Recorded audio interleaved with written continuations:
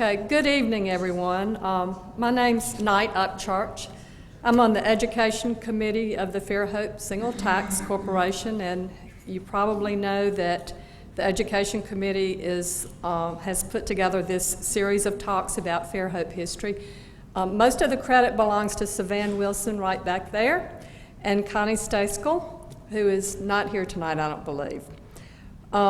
Tonight's speaker is Alison Holt Knight, sitting right up here on the front row. She's going to tell us about the history of the Mann family, which I believe was her mother's family. Alison's great-great-grandfather, Shuah Mann, and her great-grandfather, T.W. Mann, were two of the founders of the Fairhope Single Tax Colony. Alison has written a book about the topic, and it's called Salubrious Climate, 5 Generations and Their Relationship to the Fairhope Single Tax Colony. And in case you wonder, salubrious means promoting the health or well-being of something. Alison grew up in Darien, Connecticut, but her family visited Fairhope every year for substantial periods of time. During those visits, Alison worked summer jobs at the Grand Hotel, where her duties included filling the chafing dish at the Birdcage Lounge. The bartender, some of you might have heard of him, Bucky, nicknamed her Hummer after the car she drove. Alison attended the New York School of Interior Design. She earned a BFA. She worked in New York City and Washington, D.C., doing interior design work. Through her work in New York, she met Chris, her husband, who is an architect. Chris is now a full-time artist who paints really wonderful landscapes in oil. Prior to moving to Fairhope, the couple lived in Bethesda, Maryland for 25 years. Alison became certified to teach in the area of early childhood during that time. She taught school for 12 years in Bethesda. I think she can do anything. Chris and Alison have a son, Owen, who graduated from Tulane University and now works in New Orleans at Tulane. Alison is the chairperson of the Fairhope Single Tax Corporation Archives Committee. Largely through her efforts, the archives have been moved from the University of Virginia to Fairhope. Alison and her committee are busy on an almost daily basis working in an upstairs room of this library, cataloging the archives. They work really, really hard. I asked Alison to tell me about some things that she enjoys. Predictably, she quipped, "Friends, family, and Francine." Well, if you haven't met Francine, you must. She's a petite Basset Griffon Vendéen, which is a Frenchy dog. She's really cute, and the short name for that dog is either a Peeb or a PBGV. Alison also mentioned that she enjoys her Slow Bicycle Society and their Sunday biking adventures. So now it's with pleasure that I turn the evening over to the 5th generation of the Mann family with the Fairhope connection.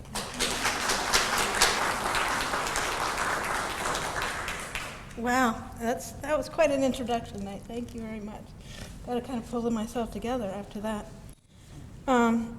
Well, good evening. My name is Alison Knight, and as Knight told you, I'm the 5th generation of the Fairhope Single Tax Corporation. The title of my talk tonight was the Mann history, but 99.9% of my presentation is going to be about my great-great-grandfather, Shuah Straight Mann. He was an adventurous fellow. In his 88 years, he had 3 wives and 16 children. He traveled all over the United States and saw a lot more of this country and other countries than probably a lot of us do. He was one of the original officers of the Fairhope Industrial Corporation, as it was called back then, back in Des Moines, Iowa. He was a member of the location committee of 2 who searched through 5 states to find the location, which was to become Fairhope, ultimately choosing Fairhope. I mean, he didn't choose, but was part of the location committee. And he also had his hand in acquiring over half of the land that the Fairhope Single Tax Corporation owns today. He was already 65 years old at the time that he became involved in the Fairhope Industrial Association, and most of the other fellows were in their 30s, so he was by far the elder statesman of the group. And so I need to tell you a lot about his life before he became involved in Fairhope. Okay, oh, there he is. Shuah Mann was born in 1829 in Sussex County, New Jersey. His family moved to Center Village, Ohio when he was 4 years old. When he was 21, he met Sarah Allen in nearby Zanesville, Ohio. They were married in 1850. She was just 16 years old. Shuah and Sarah were to have 11 children together. Their first son, David Hartwell, was born about a year after they were married. The gold rush was underway, and Shuah left in April 1852, starting west with an ox team, and was gone for over 2.5 years. He prospected for gold in Nevada, Oregon, California, New Mexico, and Central America, returning in December 1854. His trip was a fruitful one, as he returned with over $500 in gold, and upon his return he received a land patent for 320 acres of land in Tama County, Iowa. A second son was born in 1855, and this son was my great-grandfather, T.E. Mann, who was also involved with the formation of the Fairhope Association. About a year later, the family of 4, and this is not the actual family, but just a representative picture, started out by covered wagon, heading for their new land in Tama County. They didn't make it the entire way, but did reach Jackson County, Iowa, where they lived for about 10 years. 5 more children were born while they were in Jackson County. Finally, in 1866, the family, now numbering 9, headed across the prairies for Tama County. There were only about 250 people living in the entire county at this time. 4 more children were born to Sarah and Shuah in Tama County. The family worked hard, breaking up the prairie sod and turning the land into fields for farming. Almost simultaneously, in 1867, the first railroad that crossed the state was completed. This was good news and bad news for the farmers. Good news because they could transport their crops to the cities and make a living, and bad news because the railroads had a monopoly and were able to charge farmers more than they could afford to pay. In 1867, the farmers formed an organization called the Grange, or also called the Order of the Patrons of Husbandry. They worked on getting legislation to protect farmers against the railroads and also the banks. In 1873, there was a financial depression, and people got even more agitated about the monopoly power held by the railroads. Opposition united under the name of anti-monopolists, and in 1876, a new political party was formed called the National Greenback Labor Party. And in 1877, Shuah Mann was nominated for state representative. Sadly, that same year was when Sarah died with the birth of their 11th child. The following year, Shuah returned to Zanesville, Ohio, and married Sarah's niece, Martha Estelle Allen, and brought her back to Gladbrook, which was the name of his town by then, to live on his farm and care for his children. He was 48 years old, and she was 27. Shuah still had 8 young children living at home. His 6 of his sons, however, were grown by now, and Shuah, and they shared their father's political views and considered themselves to be greenbackers. In 1881, Shuah helped 2 of them, T.E., who's on the bottom far right, and that's my great-grandfather, and L.C., who is the top left. And he helped the 2 establish a newspaper called the Tama Northern, and the Northern expressed the views of the National Greenback Party.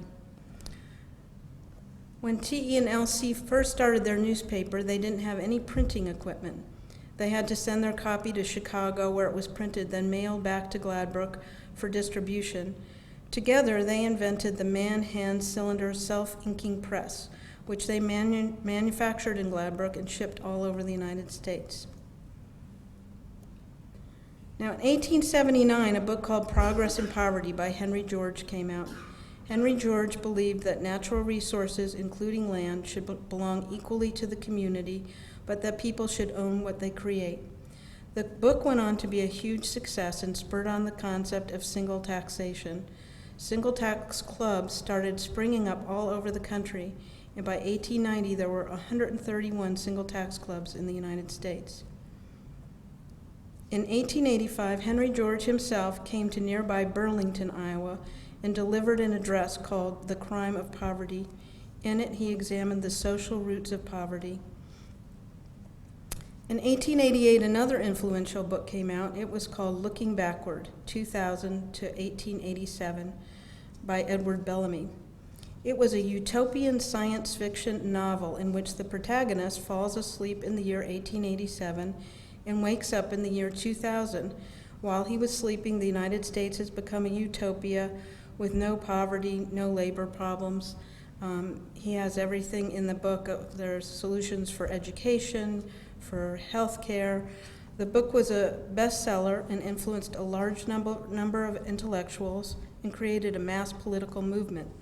In the U.S. alone, over 162 Bellamy clubs sprang up to discuss and propagate the book's ideas. The novel also inspired several Bellamy-style utopian communities. In 1890, a young idealist named Ernest B. Gaston attempted to start a Bellamy-style utopian community of his own called the National Cooperative Company. He wrote a prospective constitution and articles of incorporation and tried to find a site in southwest Louisiana to locate his colony. But he was unable to launch his plan because those people most interested in joining lacked the funds to do so. Of the many utopian colonies that did form around this time, the one that with the most striking parallels with Fairhope was located in Topolobampo, Mexico. Started in 1886, it was on a harbor where they built a pier and a warehouse. The founder had a vision of integral cooperation where colonists would build, operate, and own the railroad, banks, and water supply. All members would be equals and share equal stakes in running the town. One of the colonists was a good friend of T.E. Mann's and was from Gladbrook, and his name was W.H. Thomas.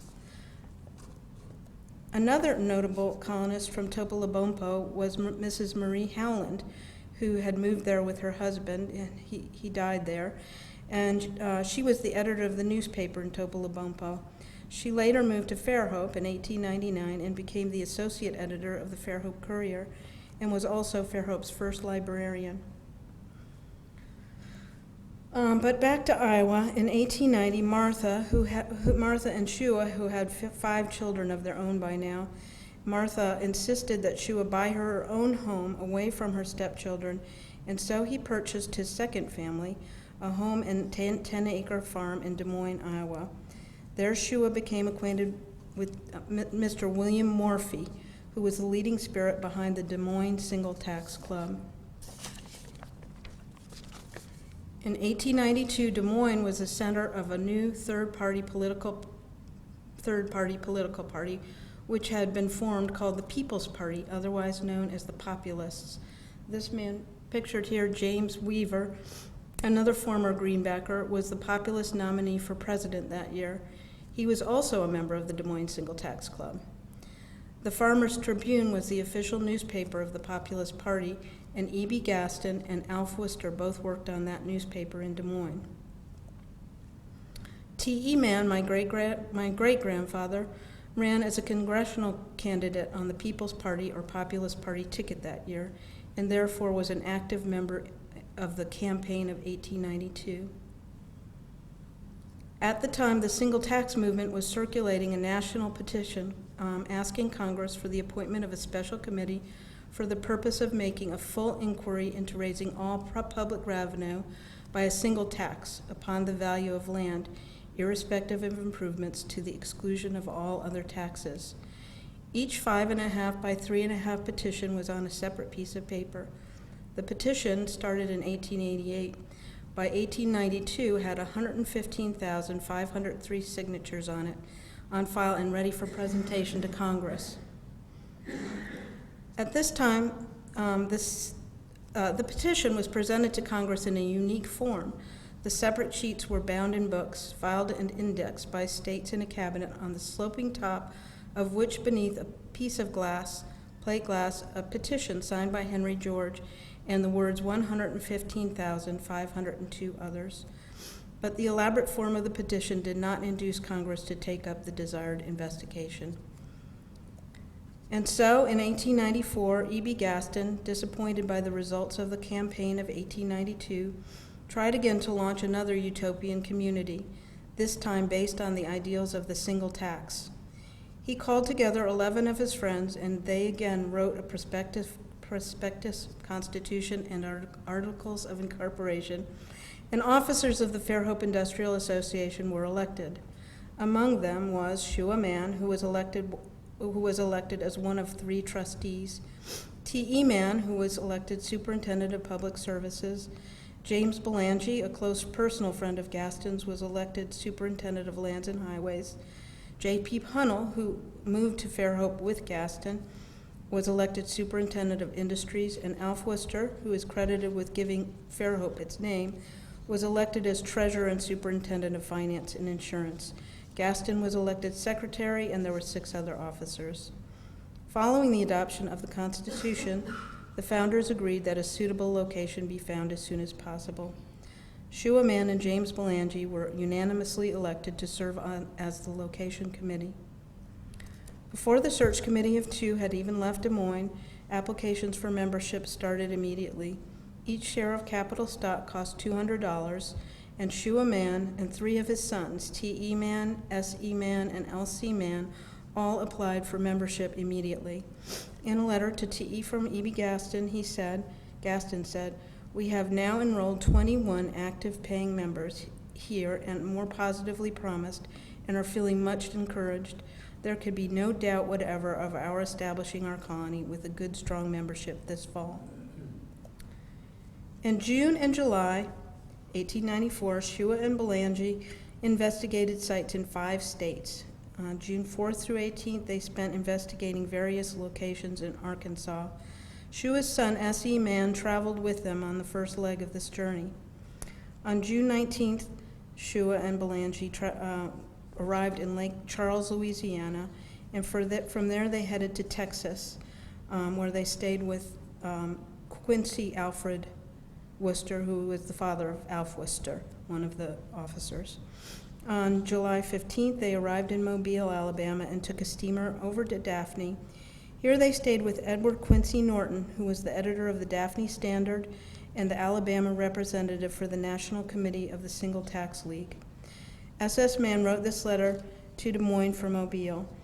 "I presume you have received the samples of soil I sent you, as well as the others. The committee is doing well and doing its utmost in gathering data in any conceivable way to make a true, instructive, and exhaustive report. We expect to complete our labors about the 24th this month. Texas has by far the richest lands, northern Arkansas the finest water, Alabama the best navigation and fishing and perhaps is the most healthful, southwest Louisiana the best rice and pine lands. We expect to go on to Tennessee from here." The report of the location committee was given in August, and after a members' vote, Fairhope was selected as the place to start the experiment.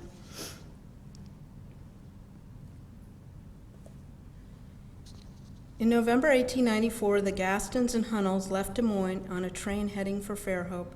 They were joined by the Dahlgrens, the Tuvisons, and C.L. Coleman from Minnesota, the Pollays from Vancouver, British Columbia, the Powers from Pennsylvania, and the Smiths from Ohio. Within months of their arrival, the Dahlgrens, Tuvisons, Powers, and Smiths had separated from the colony and purchased land less than 1.5 miles away. The remaining 4 families had a difficult task getting the colony up and going. E.B. Gaston focused on land acquisition and correspondence and promotion of the colony. sending copy up to Alf Worcester in Oskaloosa, Iowa, to be published in the Liberty Bell. A month after they arrived, Gaston contacted T.E. and L.C. Mann asking for an outfit of printing material so that they could get the Fairhope Courier up and running in Fairhope, and offered to allow them to apply the cost toward their memberships, which they did. C.L. Coleman oversaw the digging of the well, which was completed in May 1895. He also oversaw the building of the wharf, which was completed in May 1896. He also served as treasurer and storekeeper. George Paulet oversaw the building of the roads. In March of 1895, just 4 months after the original group had arrived, Shuah Mann came to Fairhope to build a home for his family. He built it on the land that is currently Faulkner. He wrote a letter outlining the costs of the building his house, as well as a description of the soil in Fairhope, and gave his opinion on which crops might do well in the region. This letter was published in the Fairhope Courier in April 1895. In November of 1895, Shuah, Martha, and their 5 children, ages 8 to 16, arrived in Fairhope with a carload of stock and farm implements and planned to engage in garden farming. Another family that arrived around that time was Joseph Keller and his family. You can see Shuah standing in the very back behind the Keller family, and his son with the beard and arms crossed, David Hartwell, with the Keller family. And the Joseph Keller was Fairhope's first blacksmith. Another family that moved here around that time was Henry Davenport and his wife and 2 stepchildren, Laura and Jesse, who became friends with the 5 man-children and resulted in 2 marriages. 2 of Shuah's sons married 2 of the Davenport daughters. They all ended up going back to Iowa, but anyway.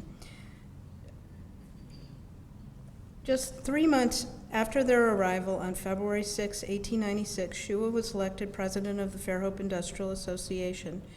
In March, he offered the association the free use of a printing press owned by the Mann Press family, which was currently in Opelika, Alabama. The press was delivered in May. 2 years later, in 1898, the Manns sent another printing press from Iowa to be used for the Fairhope Courier. Now, this map shows the land acquisitions of the Fairhope Industrial Association as of 1906. The first purchase of land had been made in January 1895. It was 132 acres. So on the far left is Mobile Bay. Hopefully you can see that. And so that's the west, and well, north is where you would expect it to be. So the first purchase was 132 acres, 2,800 feet along the shore of Mobile Bay, purchased for $6 an acre. Broken by a 21-acre tract owned by C. Schockenbach. You can see that little white sliver in the black part there. Schockenbach was a single taxer, but was not part of the association and never made his land available to the Fairhopers. He sold one section to Dr. Clara Atkinson, who was E.B. Gaston's sister, in 1896. Dr. Atkinson, in turn, refused to sell her land to the colony and felt compelled to resign her membership in 1905. In February 1894, 200 more acres adjoining the east side, so the sort of the back end of that black part, was purchased for $1.25 an acre. And on July 29th, another 18 acres were purchased for over $16 an acre. And this land adjoined on the south side. All of the areas shown in black were paid for with money from membership payments. Because there wasn't enough money in membership payments to purchase any more land, E.B. Gaston asked several single taxers in the United States to help them by purchasing land and optioning it back to the colony at cost plus 6%. This gave the Fairhopers the security of knowing that lands they couldn't afford to buy were held aside for them. In December 1895, Gaston asked Leo Bastido and A.E. Nussbaum, who were Chicago single taxers, to buy 320 acres of land, which they did, giving the colony a 3-year option on it. They ended up transferring the option to C.K. Brown, who held the land until the colony bought it in 1898. He also convinced William Morphy, the president of the Des Moines Single Tax Club, to purchase 40 acres, which he did, giving the colony a 3-year option to buy it, which they did in 1903. He convinced Mrs. Carrie P. Sykes to purchase 4-acre Bayside tract, which he did. She ended up selling it to Joseph Fells, who sold it to the colony in 1905. And he convinced Mr. A. White, a single taxer from Vallejo, California, to purchase 42 acres, the last Bayside section, receiving the deed in 1906.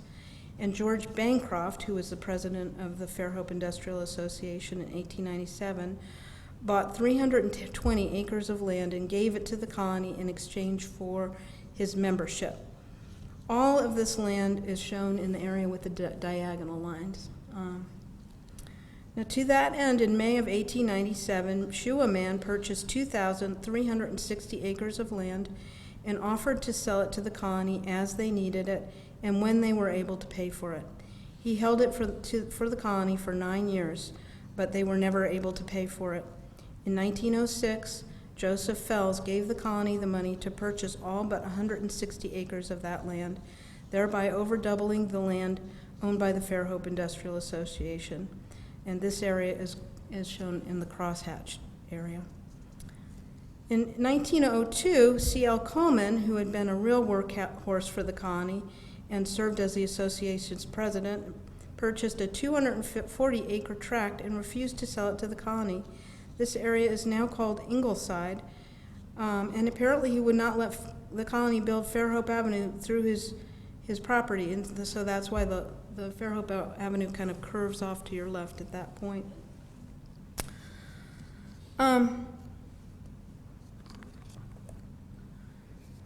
In 1898, Shuah Mann spent most of his time back in Gladbrook, Iowa. Apparently he sublet his property to a Mr. F.A. Smith. I'm not sure why he returned. Perhaps life in Fairhope was too difficult, or perhaps he just wanted to spend time with his grandchildren, now numbering 29. One of them was my grandmother, who by this time was 17 years old. But I know he was back in Fairhope a year later because he wrote this letter to T.E. in February describing the great blizzard of 1899. He said, "On last Friday the 10th, it rained hard here. On Saturday, it cleared up a little. I planted a few ornamental trees in the yard and 45 peach trees and 25 apple and pear trees. They were large and fine, but around 4 p.m. the wind came down from the north and mercury ran down rapidly. A cold rain set in about midnight, turning to hail, rain, and snow alternately, with a terrible driving wind at the speed of 60 miles per hour straight from the north. At 12 a.m. Saturday, mercury stood at 72 above zero, or 40 above freezing. On Sunday morning, 6 a.m., mercury stood 12 below freezing, 20 above, with the gale increased to 70 miles per hour and snow flying thick and fast. At 12 Sunday, it was too cold to snow, but the wind kept up a howling blast. At 6 p.m., temperatures dropped to 16 below freezing, 16 above, with a raging tempest. It cleared up soon after, but the wind kept up its dreary whirl. In the morning, February 13, at 6 a.m., mercury had dropped to 32 below freezing, 13 degrees below any registered data given by the oldest inhabitants on record. At 12 noon today, it is clear and wonderfully calm, but still cold. Newcomers at the hotel in town, and also some of the older inhabitants, came at us with, "Now what of your boasted climate? What have you to say to this?" And I said to them, "Wait until the mail comes in and we hear from the states where they make them to order." About 6 p.m., the mail came in. Mr. Littlefield from Anamosa, a resident of the colony, from his brother there, reads 41 degrees below zero. Mr. Gaston, from a correspondent in Michigan, 50 degrees below zero. Another man read from a friend in Minnesota, mercury froze solid in the thermometer. These were not all by any means. It's a sad affair for many Irish potatoes half grown in top, and peas and snap beans, and many other things for early market all wiped out. I was ill prepared for such a visitation, but sat up all night and kept the fire going. And apparently that year, the harbor in New Orleans froze solid. It was called the Great Blizzard. In 1903, Shuah and Martha divorced. This was a family gathering back in Gladbrook, Iowa. in November, and Shuah returned to Fairhope shortly after arriving for a Christmas party at the home of Dr. Clara Atkinson, and perhaps it was here that he met Mrs. Mary E. Mead, a widow from Chicago who had lived in Fairhope since 1898. The two were married on March 20th, 1906, at the home of Dr. Harris Greeno, who was Fairhope's first mayor. Somebody told me that one of the docents at the History Museum told me that he lived at the house, the Stromberg house to the left of that, and that the house on the right was Mayor Greeno's, and that's the house that's just to the left of the Time by the Bay. So I thought that was an interesting tidbit. So now, of course, I've lost my place entirely. So Shuah and Mary moved back to his house on Fairhope Avenue, and where they lived for about 3 more years. By now, Shuah was 77, or what the year he married Mary, he was 77 years old. Marietta Johnson, who had started the Organic School of Education in her home in 1907, decided that she needed more space for her school, which was growing in popularity. And so in 1909, Shuah and Mary relinquished their 6.5-acre lot to the Cummings Memorial College of Organic Education. This, in combination with William Stimpson's 3.5-acre lot, combined to become the 10-acre campus of the Marietta Johnson School of Organic Education, now Faulkner. Shuah and Mary moved to this house, which was around the corner, which they sold 9 years later to Hattie Stewart, the wife of Frank Stewart, the picture man. And this house became his photography studio. And if you're familiar with old photographs in Fairhope, his signature, whenever you see an old photograph with a white handwriting across of it, that's Frank Stewart, the picture man. That was his signature. Shuah died in 1918 in Gladbrook at the age of 88. At the time of his death, he owned 540 acres of land in Tama County, Iowa, 40 acres of land in Bliss, Oklahoma, and 160 acres of pecan orchards in Fairhope, Alabama. It was left to T.E. to settle Shuah's estate, and so in April 1926, he came to Fairhope and sold the remaining 160 acres pecan orchards to the Fairhope Single Tax Corporation. Shortly thereafter, in January 1927, T.E. and his wife Emma, and my grandmother and grandfather, and my mother, who was age 6 at that time, made their way from Gladbrook, Iowa, to Fairhope in T.E.'s Model T Ford for the first of 4 winter-long visits to Fairhope.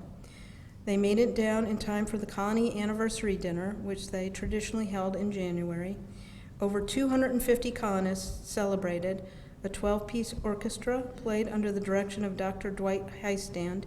It was noted that the colony had grown by another 160 acres, purchased at most favorable terms from the heirs of S.S. Mann. My grandmother, who had been an actress, became involved in the theater in Fairhope, and in April 1927, on Shakespeare's birthday, my grandmother and T.E. both performed in a production of The Merchant of Venice, put on in the gullies on the bayfront. My grandmother played the part of Portia, and T.E. the part of Salanio. A review of the play said Mrs. Floy Mann Skirmahorn, which was my grandmother's name, is a professional dramatic coach herself, and in her difficult role, she displayed remarkable gifts of enunciation, gesture, and posture, in which she was aided by a most winsome personality. The review concluded by saying The Merchant of Venice was much more than an entertainment to the numerous element of single taxers in the large audience, and let us hope to many others. It conveyed a moral lesson.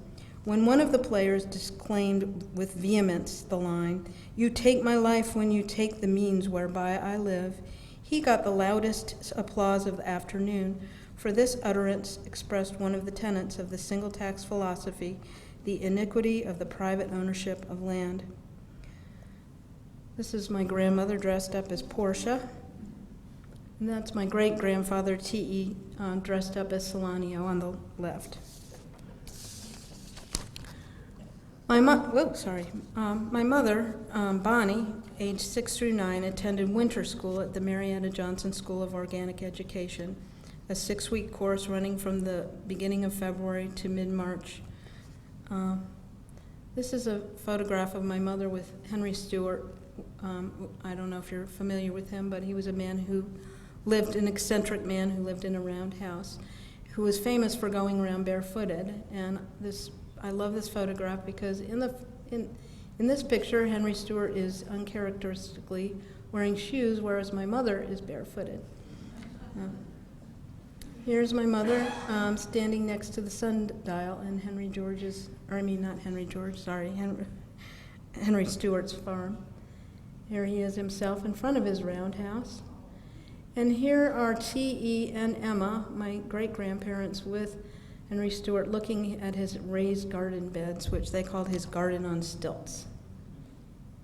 This is just a funny thing. And T.E., during the years that he had retired when he started spending his winters down here, and apparently he became very infatuated with a Spanish-style house here in Fairhope and began to build one for himself back in Des Moines. So he'd spend the winter here and then return there and start building and it says he spent 5 summers and 1 winter constructing this house.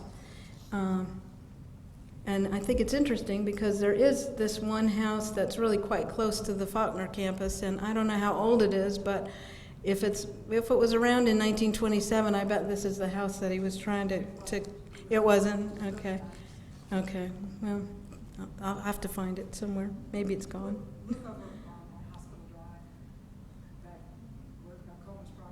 Okay. If there's something like that. Well, in any case, in 1930, the Great Depression came, and that concluded the trips of T.E. and Emma. From that was their last trip down. But fast forward about 40 years. This is a picture of me when I was about 15, and my mother when she was about 50, and my grandmother who was about 88 there.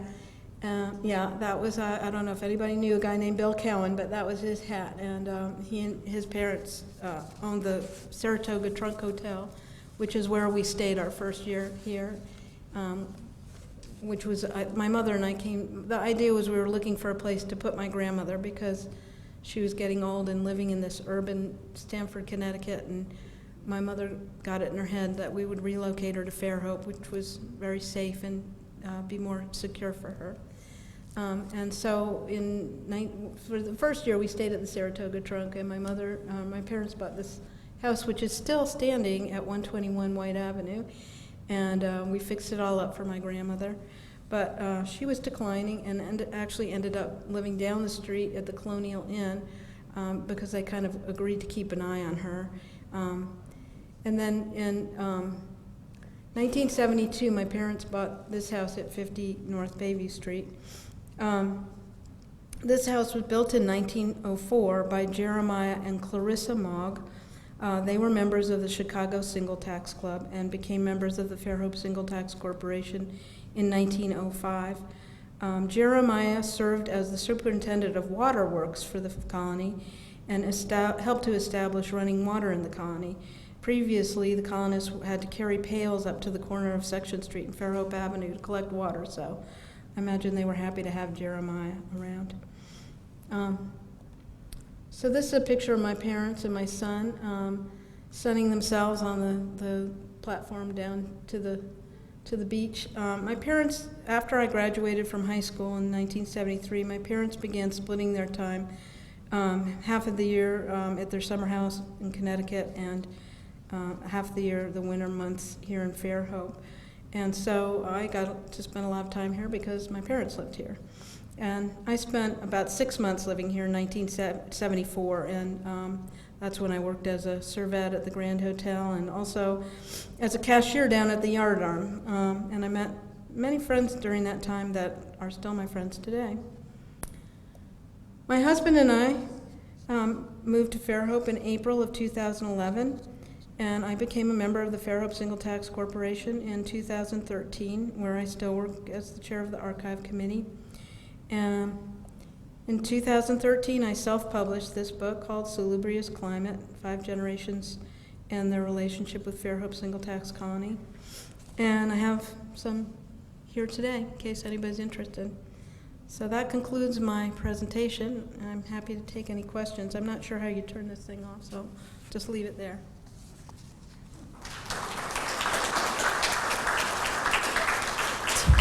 Teen Senior.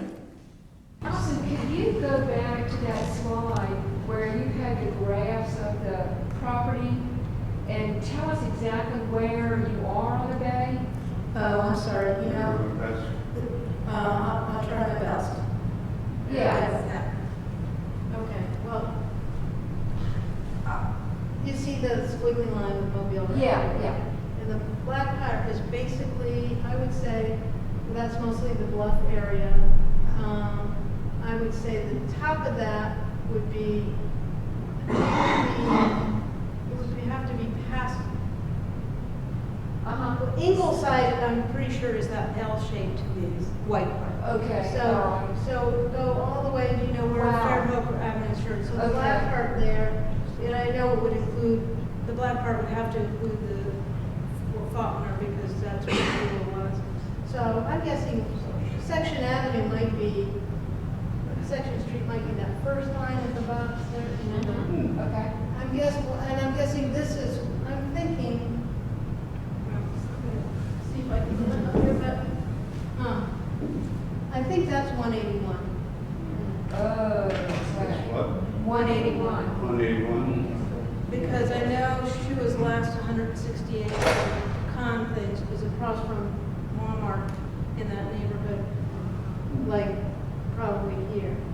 And this is probably Fairhope Avenue here, I'm guessing. And this is probably Morphine. So is White Avenue in the So- black house? Pardon? White Avenue would be in that black section? White Avenue would be in that black section. Well, I don't know, it might be A little further. a little further out south. here. And this is, of course, Right. Alison Lane. Okay. And this is probably Reno Road, right here, this is the other side, Ingleside. And so maybe this is like 13, that's 181. Wow. Thank you.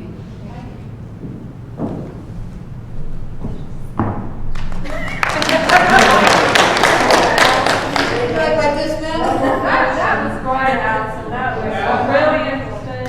One more question. Dean. Hey, Alison, one of the most enjoyable books I've ever read was your mother's book that she wrote about your grandmother's theatrical company and its story. Could you mention that a little bit? Oh, sure, yeah, I actually should have brought some of that. My mother wrote a book, I can't remember what year it was, but let's see, I was in New York still, so it was before I met Chris. So, early 80s probably, thank you. And it's called Trooping America. And it's all about, my grandmother and grandfather had an acting company from about 1910 to about 1920, which was when my mother was born. And T.E. Mann actually had a theater. I didn't go into all that, but in Gladbrook, Iowa, he had the Gladbrook Opera House. And that was where, and probably, they had everything there. They had something called chicken shows, they had plays and theater, and they also had political ruckuses and square dances, everything, high school graduation, everything took place at the Gladbrook Opera House. So I think my grandmother and they were traveling troops of entertainers that came through, and my grandmother, as a girl, said, I want to be one of those. And they tried to dissuade her, and finally she just wouldn't, not do it. And so they finally allowed her to join this troupe that they were usually families that they trusted and liked and knew, and off she went, and she met my grandfather, and then in 1910 started their own acting company. And my mother wrote a book about it, and it's a good book. There's lots of letters, written from my grandmother to back home, and she's in Canada and here and there and everything. And one funny thing about that, which I just learned, is she signed all of her letters back to T.E. what is Marie Helen's book? Oh, Papa's Own Girl. She would always say, Dear Dad, you know, I'm in Canada, blah, blah, blah. Signed Papa's Own Girl, Floy, which was her name. And I just recently learned that Marie Helen wrote a book called Papa's Own Girl. So obviously she was referring to that. So I thought that was kind of interesting. Savannah?